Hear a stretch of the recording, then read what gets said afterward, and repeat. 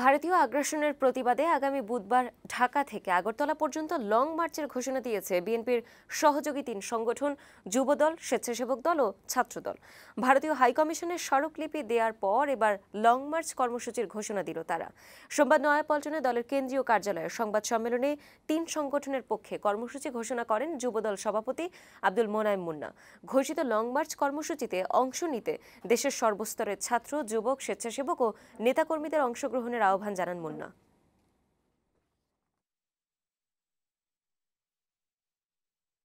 ভারতীয় আগ্রাসনের বিরুদ্ধে আমরা জনগণকে ঐক্যবদ্ধ করে আমরা ঢাকা থেকে আগরতলার অভিমুখে আখাউড়া পর্যন্ত আমরা লং মার্চের ঘোষণা দিচ্ছি, যেটা 11ই ডিসেম্বর আমরা পল্টন সকাল পল্টন থেকে জমায়েত হয়ে আমরা এখান থেকে আমাদের লং মার্চ, শান্তিপূর্ণ লং মার্চ আমরা ইনশাল্লাহ আগরতলা অভিমুখে আখাউড়া সীমান্ত পর্যন্ত আমরা যাব।